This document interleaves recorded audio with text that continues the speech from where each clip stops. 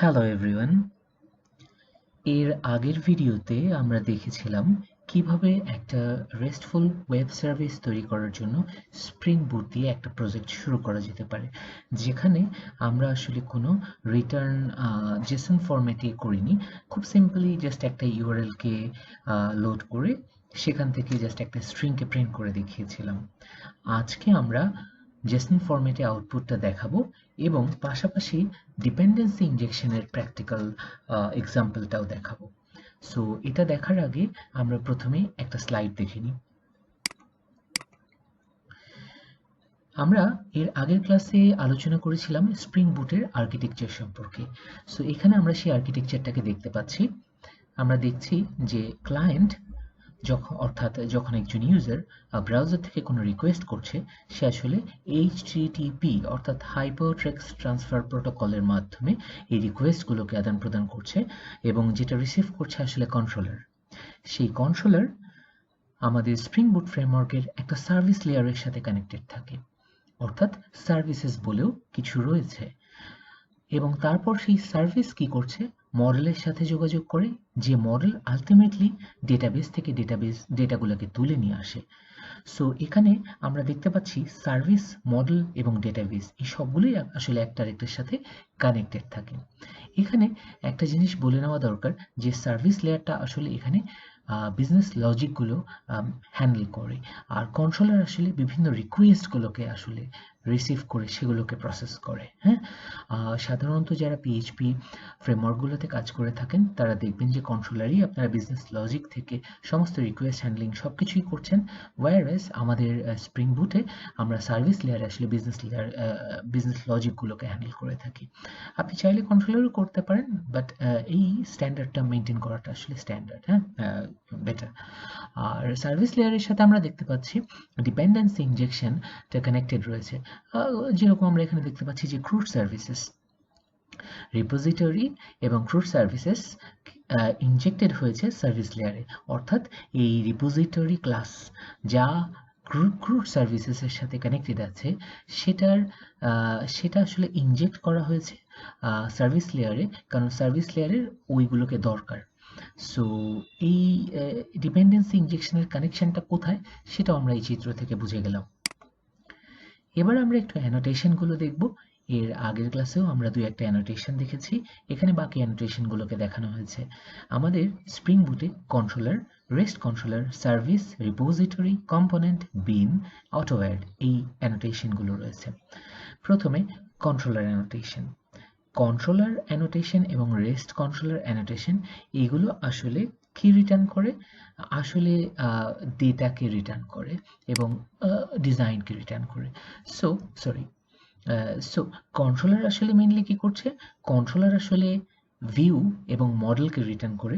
View বলতে বোঝায় ডিজাইনকে, model বলতে বোঝায় ডেটা এবং ডিজাইন সমস্ত কিছু সহ। সো এই কন্ট্রোলার আসলে ভিউ এবং মডেলকে রিটার্ন করতে পারে।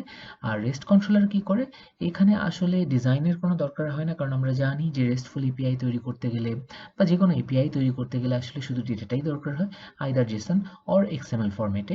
সো রেস্ট কন্ট্রোলার আলটিমেটলি শুধু ডেটাটাকে রিটার্ন করে। সাধারণত জেসন ফরম্যাটে আমরা ডেটাটাকে রিটার্ন করে থাকি, হ্যাঁ, নিয়ে থাকি আর কি। সো বেসিক্যালি আমরা এই কন্ট্রোলার অ্যানোটেশনটা কোথায় ইউজ করব, সেই সব ক্লাসের উপরে যা আলটিমেটলি ভিউ কিংবা মডেলকে রিটার্ন করবে। আর রেস্ট কন্ট্রোলার সেই সব ক্লাসের উপরে ইউজ করব যেখানে আসলে আমাদের যে ক্লাস ব্যবহার করে আমরা জেসন বা এক্সএমএল ডেটাটাকে রিটার্ন পাচ্ছি। সার্ভিসেসটাকে আমরা কোন কোন ক্লাসের উপরে ইউজ করব, যেখানে আসলে আমরা কন্ট্রোলারের অর্থাৎ বিজনেস লজিকের ক্লাসগুলোকে ডিক্লেয়ার করেছি, যেখান থেকে আসলে আমরা সেগুলো রিটার্ন পাচ্ছি। ঠিক আছে। আর রিপোজিটরি আসলে কোথায় আমরা বসাই, এই রিপোজিটরি ব্যবহার করি সেসব ক্লাসের উপরে যেখানে আসলে আমরা মডেল অর্থাৎ ডেটাকে রিটার্ন পাই। আর কম্পোনেন্ট এবং বিন এই দুটো খুব কাছাকাছি। কম্পোনেন্ট এবং বিন এই দুটোই আসলে বিন ডিক্লারেশনের জন্য কাজে লাগে। তো কম্পোনেন্ট আমরা এই কম্পোনেন্ট অ্যানোটেশনটা ইউজ করি আমরা সেই সব ক্লাসের উপরে যেগুলোকে আমরা বিন বলে ডিক্লেয়ার করি। আর বিন আসলে সেই সব মেথডের উপরে অর্থাৎ ফাংশনের উপরে আমরা ডিক্লেয়ার করি যেগুলোকে আমরা আসলে মেথডকে বিন হিসেবে ডিক্লেয়ার করতে চাই। তো এই বিন জিনিসটা সম্পর্কে আমি একটু এখানে বলে নিই। বিন বলতে আসলে সাধারণত সেই সব ক্লাসকেই বোঝানো হয়ে থাকে, বা কিছু কিছু ক্ষেত্রে এরকম মেথডকেও বোঝানো হয়ে থাকে, যেটা আলটিমেটলি আমাদের প্রজেক্টে খুব ফ্রিকোয়েন্টলি হয়তো কল করতে হচ্ছে, অর্থাৎ যেটার ইনস্ট্যান্স বা অবজেক্টকে আমাদেরকে বারবার ক্রিয়েট করতে হচ্ছে। তো এই বারবার ক্রিয়েট করতে গেলে আমার যে মেমোরি কনজাম্পশন হয় সেটাকে রিডিউস করার জন্য স্প্রিং বুট কি করে, এটাকে বিন আকারে ক্রিয়েট করে রেখে দেয়, এবং যখন আমার ওই ক্লাসটা দরকার হয় তখন আসলে এই বিন ফ্যাক্টরি থেকে, অর্থাৎ এই বিন কন্টেইনার থেকে, যেখানে বিনগুলো থাকে সেই জায়গাটার নাম হচ্ছে বিন কন্টেইনার, সেই বিন কন্টেইনার থেকে ওই স্পেসিফিক ক্লাসের বিনটাকে নিয়ে আমাকে রিটার্ন করে দেয়। সো এই বিনের পারপাসটা তো আশা করি বোঝা গেছে, ঠিক আছে? সো আমরা বিনগুলোর মধ্যে যেসব ক্লাস, মানে যেসব জায়গায় আমরা ক্লাসকে বিন আকারে ডিক্লেয়ার করি সেসব জায়গায় আমরা কম্পোনেন্ট ইউজ করি, আর যেসব জায়গায় আমরা মেথডকে বিন হিসেবে ডিক্লেয়ার করি সেসব জায়গায় আমরা শুধু বিন অ্যানোটেশনটা ইউজ করি। আচ্ছা, আর অটোওয়েটটা আমরা আসলে ইউজ করি যখন আমাদের ডিপেন্ডেন্সি ইনজেকশন বা ডিপেন্ডেন্সিকে ইনজেক্ট করা দরকার হয়। এটা আমরা দেখবো আজকের এই উদাহরণ, ঠিক আছে? আচ্ছা, এখানে একটা জিনিস একটু বলে নিই, রিপোজিটরিটা আসলে ডেটাবেজের সাথে কিভাবে কানেক্টেড। ডেটাবেজের সাথে আসলে কানেক্টেড হয় জিডিবিসি, জিডিবিসির সাথে আসলে কানেক্টেড হয় ওআরএম, এবং ওআরএম এর সাথে আলটিমেটলি কানেক্টেড হয় রিপোজিটরি। এটা আমরা পরে গিয়ে বিস্তারিত জানতে পারবো, যেহেতু এখন আমরা ডেটাবেজ নিয়ে কাজ করছি না, এটা ডেটাবেজ টপিকে আমরা শিখবো। আরেকটা জিনিস আমাদের প্র্যাকটিক্যাল শুরু করার আগে দেখা দরকার, সেটা হচ্ছে রেসপন্স এন্টিটি।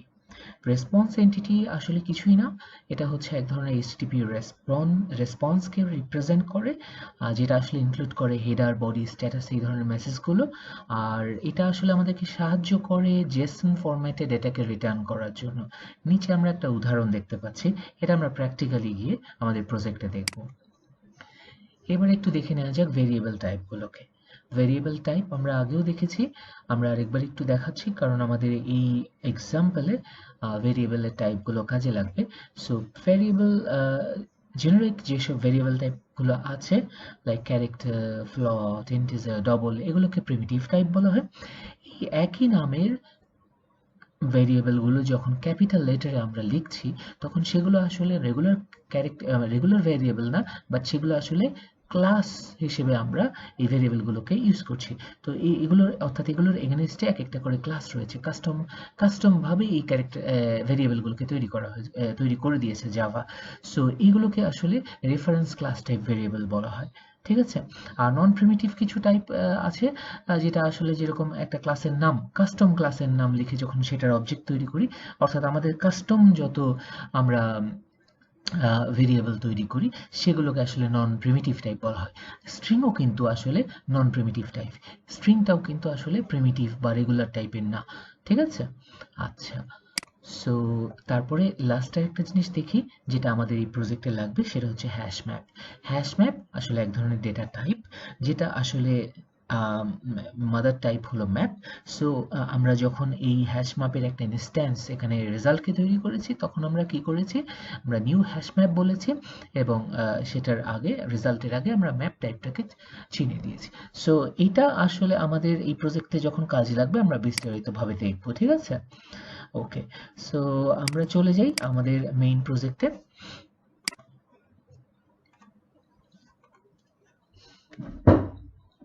ঠিক আছে, সো গতদিন পর্যন্ত আমরা এখানে একটা ওয়েলকাম কন্ট্রোলার তৈরি করেছিলাম, অর্থাৎ ওয়েলকাম ক্লাস তৈরি করেছিলাম। আমরা এটাকে ওয়েলকাম শুধু না রাখি, আমরা এটাকে রিনেম করতে চাই, এবং আমরা এটাকে রিনেম করে আমরা তৈরি করে দেব ওয়েলকাম কন্ট্রোলার। দেখুন, রিফ্যাক্টরে ক্লিক করে রিনেমে যাওয়ার পর আমরা এখানে লিখি ওয়েলকাম কন্ট্রোলার। কেন আমরা কন্ট্রোলার শব্দটা আমরা অ্যাড করছি, কারণ স্প্রিং বুট ফ্রেমওয়ার্কে এটা একটা স্ট্যান্ডার্ড প্র্যাকটিস যে যদি কখনো আমাদের ক্লাসের নাম ডিক্লেয়ার করতে হয়, মানে কন্ট্রোলার ডিক্লেয়ার করতে হয়, তো সেই ক্লাসের পরে নামের শেষে এই কন্ট্রোলার শব্দটা আমরা ব্যবহার করে থাকি সাধারণত। It's a standard practice. আমরা নেক্সট দিই, সব জায়গায় আপডেট হয়ে যাচ্ছে, ফিনিশ দিই। সো দেখবেন যে ওয়েলকাম কন্ট্রোলার আপডেট হয়ে গেছে অটোমেটিক, রাইট? এবার আমরা যেটা করব সেটা হচ্ছে যে আমরা যেহেতু অলরেডি একটু আগে বলেছি যে এই কন্ট্রোলারের মধ্যে কিন্তু আমরা এভাবে সরাসরি বিজনেস লজিক লিখি না। দেখেন এখানে আমরা দেখতে পাচ্ছি যে এই যে রিটার্ন আমরা করেছি, অর্থাৎ এই ফাংশনটা, অর্থাৎ এই মেথডটা যে আমাদের এই মেসেজটাকে রিটার্ন করে দিয়েছে, তো এভাবে তার মানে কি এখানে আমি আসলে এখানেই বিজনেস লজিকটা লিখে ফেলেছি। তো এভাবে আসলে আমরা স্প্রিং বুট ফ্রেমওয়ার্কে করি না, আমরা কি করি সার্ভিসেসের সাহায্য নিই। সো আমাদেরকে এখন তাহলে কি করতে হবে, আমাদেরকে একটা সার্ভিস তৈরি করতে হবে। তো চলুন আমরা সার্ভিসেসের উপর রাইট সাইডে ক্লিক করে একটা ক্লাস তৈরি করি, অর্থাৎ একটা সার্ভিস তৈরি করি, যেটার নাম দিই, ধরেন আমরা নাম দিলাম ওয়েলকাম সার্ভিস। সো আমাদের একটা ওয়েলকাম সার্ভিস তৈরি হয়ে গেল। এখন এই এই যে ক্লাসটা, এটা যে একটা সার্ভিস, সেটাকে চিনিয়ে দেওয়ার জন্য আমাকে কিন্তু একটা অ্যানোটেশন ব্যবহার করতে হবে, সার্ভিস। আমি কন্ট্রোল এস দিয়ে সেভ করি এবং তারপরে এখানে ক্লিক করি, ইম্পোর্ট সার্ভিস দিই। সো আমার সার্ভিসের লাইব্রেরিটা ইম্পোর্ট হয়ে গেল। ওকে, এবার আমাকে যেটা করতে হবে সেটা হচ্ছে যে এই ক্লাসের ভিতরে এসে আমাকে একটা মেথড তৈরি করতে হবে। সো আমরা এখানে কি করেছিলাম দেখেন, এইখানে কিন্তু সরাসরিভাবে মেসেজটাকে শো করে দিয়েছি, অর্থাৎ এখানে একটা এমন বিজনেস লজিক লিখেছি যা আসলে এখানে এক্সিকিউট করে গেছে। ব্যাপারটা আমরা এরকম করব না, আমরা এখানে একটা ক্লাস তৈরি করব যেটা ব্যবহার করে এই ওয়েলকাম সার্ভিসেসের মধ্যে একটা ক্লাস তৈরি, ফাংশন মেথড তৈরি করব, যেটার মধ্যে আসলে আমরা ওই মেসেজটাকে রিটার্ন করব বা মেসেজটাকে ক্রিয়েট করব। ঠিক আছে? আচ্ছা, সো এখানে আমরা পাবলিক গ্রিটিংস তৈরি করি। আচ্ছা, আমরা এটার নাম দিই গেট গ্রিটিংস, অর্থাৎ গ্রিটিংসের যে মেসেজটা সেটা আমরা তৈরি করছি আসলে বা পাচ্ছি এই মেথড থেকে। ঠিক আছে? আচ্ছা, এখন ঘটনাটা হচ্ছে যে আমরা এইখানে যে মেসেজটাকে রাখবো, সেই মেসেজটাকে আমরা স্ক্রিনে দেখাতে গেলে আলটিমেটলি আমাকে তো এই মেথডটা থেকে আমাদের মেসেজটাকে পুশ করে দিতে হবে। কোথায় পুশ করে দিতে হবে? আমাদের এই কন্ট্রোলারের মধ্যে। তখন এই কন্ট্রোলার এই মেসেজটা পেয়ে এখান থেকে ফাইনালি আমাদের ব্রাউজারে থ্রো করে দেবে, তাই তো? তো তাই যদি হতে হয় তাহলে আমাকে এখানে একটা তো রিটার্ন, এই যে এই মেথডটা আসলে কি ফরম্যাটে ডেটাটাকে রিটার্ন দেবে সেটা তো এখানে বলে দিতে হয়, তাই না? তো এটা যদি না বলি তাহলে আমি এখানে ধরবো কি করে? সো এখানে আমরা বলে দিই ম্যাপ টাইপ, অর্থাৎ আমরা ম্যাপ টাইপে ডেটা রিটার্ন করব এই গেট গ্রিটিংস মেথড থেকে। ঠিক আছে? সো দেখেন ম্যাপকে পাচ্ছে না, আমরা এখানে ইম্পোর্ট ম্যাপ বলি। আচ্ছা, এবার এখন যেহেতু আমরা এখনো এখানে বাকিটা কোড লিখিনি, সো ওখানে এরর মেসেজ দিচ্ছে, আমরা লিখে ফেলি। আমরা প্রথমে যেটা করি, একটা ম্যাপের ইনস্ট্যান্স তৈরি করি, ধরি এটা হচ্ছে আমার রেজাল্ট, আর আমার টাইপটা কি, হ্যাশ ম্যাপ। ওকে, এখন দেখেন হ্যাশ ম্যাপ পাচ্ছে না, সো আমরা এটাকেও ইম্পোর্ট করব। ঠিক আছে। আচ্ছা, এখন দেখেন ব্যাপারটা আসলে কি, হ্যাশ ম্যাপ আসলে এক ধরনের ম্যাপ টাইপের ডেটা টাইপ। ঠিক আছে? আর এখানে এটা অ্যারোর ভিতরে ফাঁকা থাকা, অনেক সময় আমরা এখানে দেখি যে স্ট্রিং লেখে, তাই না? তো বা অনেক কিছুই লেখে, তো এটার মানেটা হচ্ছে যে আমরা ডেটা নিচ্ছি কিন্তু কোন টাইপে নিচ্ছি সেটা মেনশন করছি না, অর্থাৎ যে কোনো কিছুই আমরা অ্যাকসেপ্ট করতে পারি। ঠিক আছে? আচ্ছা, এবার আমরা একটা ইনস্ট্যান্স তো তৈরি করেছি, এখন সেই ইনস্ট্যান্সের মধ্যে ডেটা ইনসার্ট করব। সো এই ধরনের ডেটার মানে ম্যাপ টাইপের বা এই হ্যাশ ম্যাপ টাইপের ডেটা টাইপের মধ্যে যদি ডেটা পাঠাতে হয় বা ইনসার্ট করতে হয়, স্টোর করতে হয়, তাহলে আমাদেরকে পুট নামের একটা মেথড ব্যবহার করতে হয়। পুট আসলে কি? পুট হচ্ছে সেই মেথড যা আলটিমেটলি এই হ্যাশ ম্যাপ বা ম্যাপ টাইপের ইনস্ট্যান্সের মধ্যে ডেটাগুলোকে নেয় কি এবং ভ্যালু পেয়ার হিসেবে, অর্থাৎ প্রথমে আমাকে একটা কিওয়ার্ড চিনিয়ে দিতে হয়, তারপরে একটা ভ্যালুকে। তো আসেন আমরা চিনিয়ে দিই। ধরেন আমাদের মেসেজ বডিটা হবে ওয়েলকাম টু এপিআই ভার্সন 1.0। ধরেন আমরা আরেকটা মেসেজ, যেহেতু একটা ডেটা রিটার্ন করে আসলে লাভ নেই, এটা যেহেতু একটা জেসন ফরম্যাটে ডেটা দিচ্ছে, তো এখানে আরেকটা ভ্যালু দিই নির্ঝর আঞ্জুম।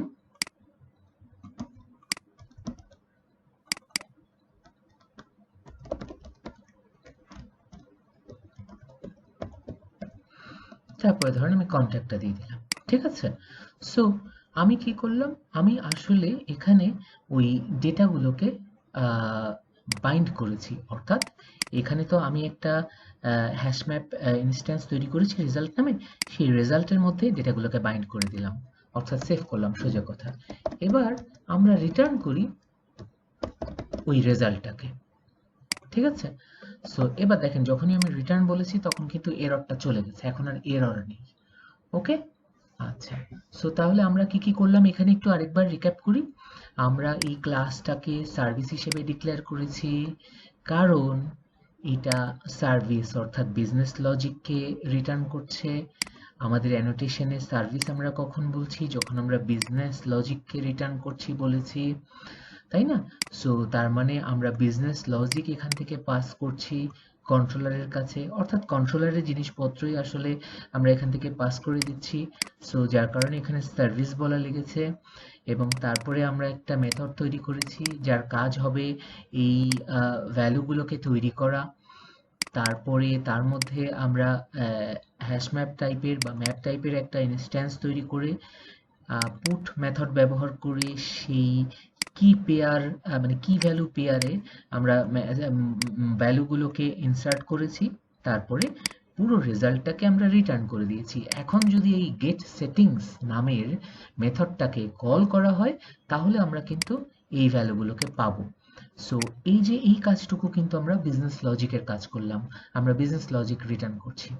এবার এটাকে আমরা ব্যবহার করতে পারবো কোথায়, কন্ট্রোলারে। চলে আসেন, আমরা কন্ট্রোলারে চলে আসলাম। সো এবার কন্ট্রোলারে আসার পর আমি যে আমার এই ওয়েলকাম সার্ভিসটাকে ইউজ করব, সেটার জন্য আমাকে কি করতে হবে, ক্লাসের মধ্যে গিয়ে প্রথমে প্রাইভেট বলে, যেহেতু আসলে পাবলিকলি আমার তো এটাকে ডিক্লেয়ার করার কোনো দরকার নেই, সো আমরা প্রাইভেট বলে ওয়েলকাম সার্ভিস, আমাদের এই ক্লাস মানে এই কন্ট্রোলারের জন্য যে সার্ভিসটা রয়েছে সেই সার্ভিসটাকে কল করলাম এবং সেটার একটা ইনস্ট্যান্সকে তৈরি করলাম।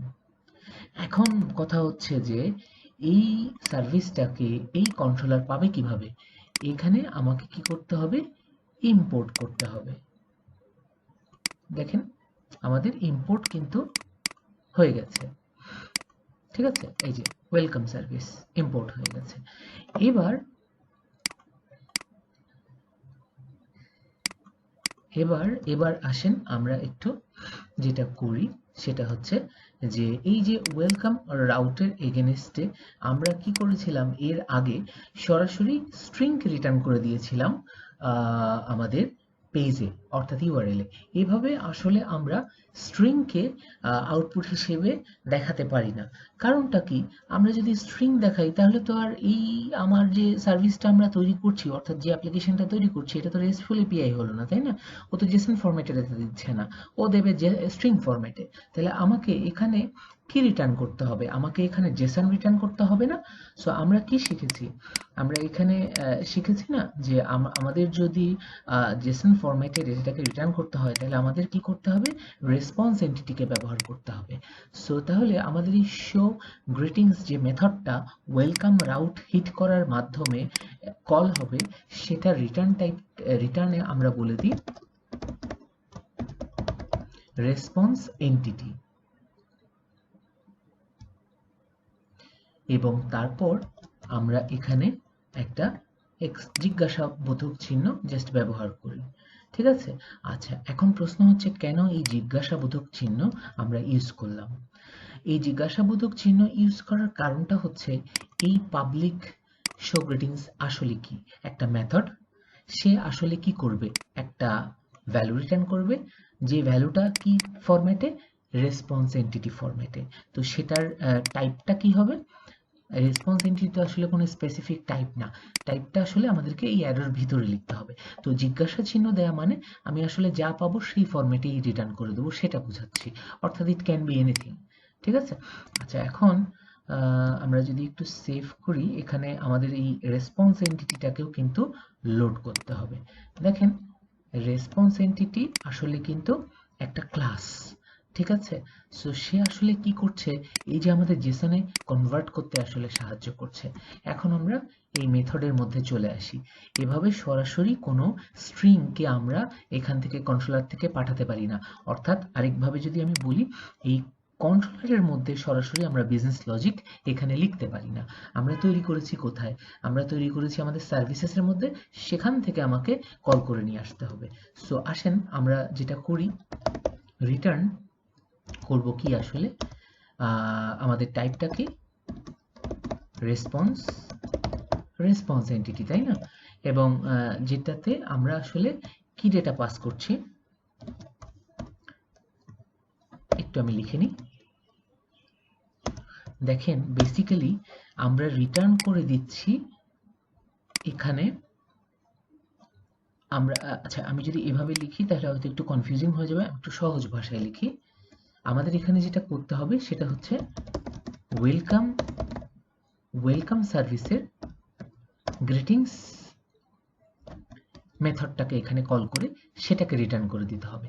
অর্থাৎ এই যে ওয়েলকাম সার্ভিসেসের মধ্যে আমি যে গেট গ্রিটিংস নামের মেথডটা তৈরি করেছি, ওই তো আসলে আমার রেজাল্টটাকে প্রসেস করছে। সো এটাই বিজনেস লজিক। সেটাকে আমি যে এখানে নিয়ে এসেছি, এখানে আনার পর এখানে আমি কিন্তু সেইটাকে রিটার্ন করে দিচ্ছি কখন, যখন এই শো গ্রিটিংস মেথডটা কল হবে। আর সেটা কখন কল হবে, যখন আসলে আমি ওয়েলকাম রাউটটাকে হিট করব। তার মানে ব্যাপারটা কিরকম হবে, ব্রাউজারে ইউজার ওয়েলকাম রাউটটাকে হিট করবে, ওয়েলকাম রাউট শো গ্রিটিংস মেসেজটাকে কন্ট্রোলার থেকে কল করবে, এবং তখন সেই শো গ্রিটিংসের আন্ডারে থাকা ওয়েলকাম সার্ভিস এবং তার আন্ডারে থাকা এই গেট গ্রিটিংস নামের সার্ভিস মেথডটা কল হয়ে রেজাল্টটা এখানে চলে আসবে। তো আলটিমেটলি কিন্তু বিজনেস লজিক এখানে থাকবে, আর এখানে শুধু আমরা রিকোয়েস্টগুলোকে হ্যান্ডেল করব। এখানে আসলে শুধু রিকোয়েস্ট হ্যান্ডেল না, এখানে বিভিন্ন কন্ডিশনগুলোকে কন্ট্রোল করা যায়, যেটা আমরা পরে গিয়ে দেখব। সো বিজনেস লজিক কিন্তু আলটিমেটলি এই কন্ট্রোলারের মধ্যে থাকছে না। ঠিক আছে। আচ্ছা, এখানে এখানে একটা প্রবলেম হলো যে আমরা সরাসরি যদি এভাবে গ্রিটিংস গেট গ্রিটিংস মেথডের আউটপুটটাকে রিটার্ন করে দিই, তাহলে কিন্তু জেসন ফরম্যাটে ডেটাটা পাবো না। তাহলে আমাদের কি করতে হবে, আমাদেরকে এখানে এই যে নিউ বলে, রেসপন্স এন্টিটি বলে, তারপরে আমাদেরকে এখানে একটা এই নিউ রেসপন্স এন্টিটি যে ক্লাসটা আছে, সেটার যে আসলে কনস্ট্রাক্টর, সেটার মধ্যে আমাকে ভ্যালুটাকে পাস করে দিতে হবে। ঠিক আছে। এখানে আরেকটা জিনিস লিখতে হবে, সেটা হচ্ছে http স্ট্যাটাস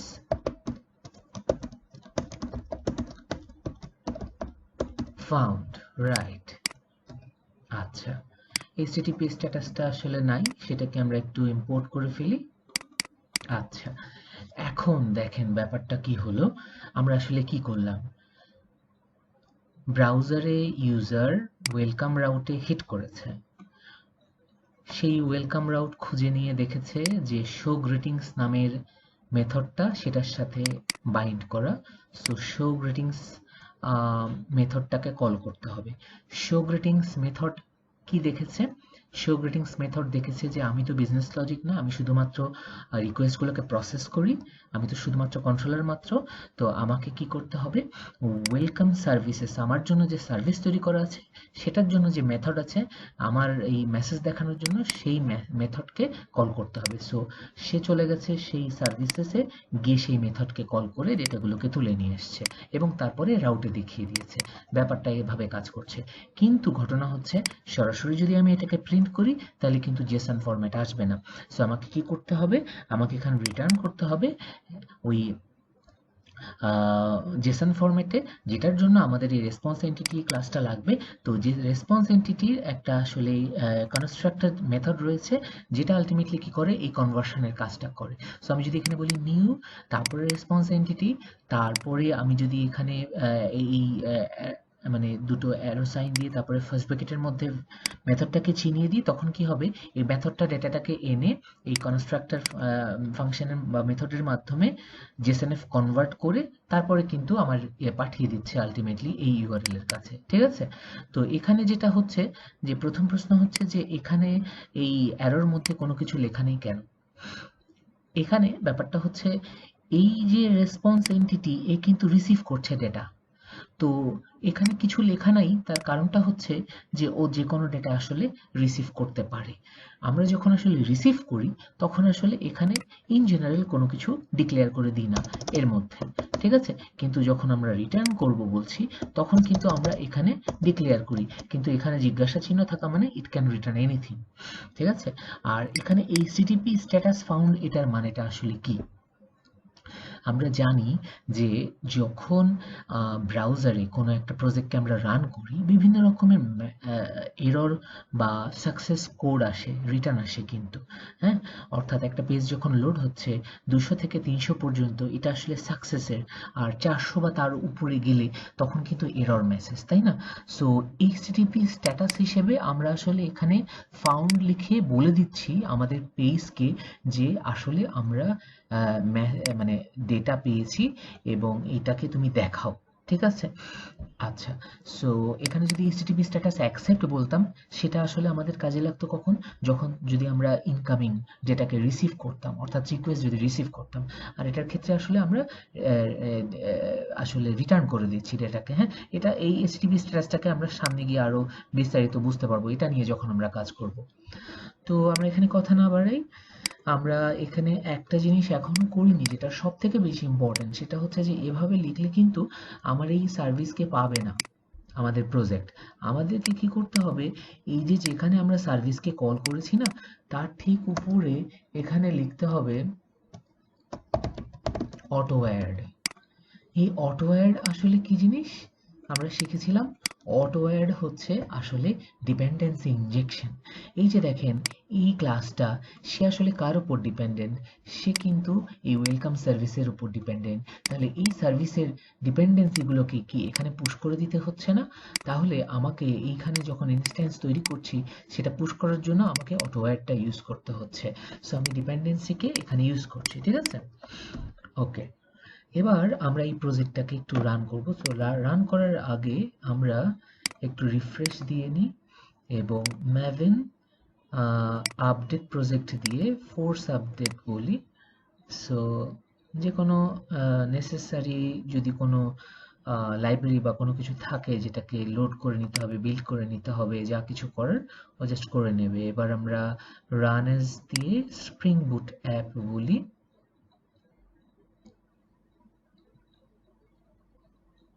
আমাদের সার্ভার কিন্তু রান হয়ে গেছে।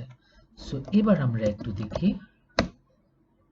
দেখেন ওয়ান্ডারফুল, আমাদের ডেটাটা কিন্তু জেসন ফরম্যাটে সুন্দরভাবে চলে এসছে। ঠিক আছে? সো এখন এতক্ষণ পর্যন্ত আমরা কি দেখলাম, শুধু আমাদের এই ওয়েলকাম রাউটে আমরা হিট করছি। সো যখন আমরা হিট করছি তখন আমাদের এই কন্ট্রোলারে চলে যাচ্ছে, এখানে ম্যাপ করা আছে যেহেতু আমাদের এই মেথডটা, সেই মেথডটাকে কল করছে। মেথড আবার কি করছে, সার্ভিসকে কল করছে। সো সার্ভিস এখানে রয়েছে, সেই সার্ভিস বিজনেস লজিক তৈরি করে ডেটাটাকে প্রসেস করে এখানে পাঠিয়ে দিচ্ছে। সেটাকে রেসপন্স এন্টিটির মাধ্যমে আমরা জেসনে কনভার্ট করে এইচটিপি স্ট্যাটাস ফাউন্ড, অর্থাৎ আমরা পেয়েছি সেই হিসেবে আমরা পাঠিয়ে দিচ্ছি। এই ফাউন্ডের ব্যাপারটা আসলে কি, আমরা আমরা যদি এখানে একটু লোড করি, আমরা ওয়েলকামে যাই। এই যে দেখেন স্ট্যাটাস কোড 304, 200 থেকে 300 যে কোনো কোডই হচ্ছে আসলে স্ট্যাটাস ফাউন্ড, অর্থাৎ পাওয়া গেছে। ঠিক আছে, অর্থাৎ সাকসেস হিসেবে আসলে আমরা বোঝাচ্ছি যে আমরা এইচটিটিপি যে রিকোয়েস্টটা সেটাকে ফাউন্ড হিসেবে পাস করে দিচ্ছি, অর্থাৎ পেয়েছি। ঠিক আছে, আচ্ছা এটাকে আমরা আবার অ্যাকসেপ্ট হিসেবে ব্যবহার করব যখন ইউআরএল থেকে আমরা রিকোয়েস্ট রিসিভ করব। আচ্ছা এখানে একটা ব্যাপার আছে, আপনাদের প্রশ্ন হতে পারে যে এটা যদি এরর হয় তাহলে তখন আমরা কি করে করব, সেটা আসলে আমরা এক্সেপশন হ্যান্ডলিং এর ক্ষেত্রে গিয়ে শিখব। তো আশা করি আপনারা বুঝতে পেরেছেন এই ভিডিওর মাধ্যমে যে কিভাবে আমরা আসলে একটা জেসন এপিআই জেসন ফরম্যাটে আসলে ডেটাগুলোকে রিসিভ মানে দেখতে পাচ্ছি ইউআরএল থেকে। তো আমরা কিছুটা এগিয়েছি, এর পরের ভিডিওতে গিয়ে কিন্তু আমরা আস্তে আস্তে ডেটাবেজের দিকে যাব, যে ঠিক আছে ডেটাবেস থেকে কি করে নিয়ে আসতে পারি। সো আশা করি আপনারা জেসন ফরম্যাটে ডেটাটাকে রিটার্ন করা এবং ডিপেন্ডেন্সি ইনজেকশনটা আসলে কিভাবে কাজ করছে এই বেসিক জায়গাগুলো বুঝতে পেরেছেন।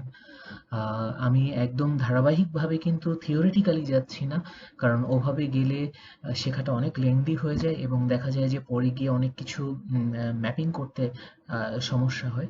সো আমি খুব প্র্যাকটিক্যাল ওরিয়েন্টেড ভাবে ছোট ছোট ছোট করে এগিয়ে যাচ্ছি। কিছু জিনিস হয়তো থাকছে যেটা আমরা হয়তো বুঝতে পারছি না, যেগুলো আসলে আস্তে আস্তে পরবর্তী ভিডিওগুলোতে আমরা ক্লিয়ার করে ফেলবো।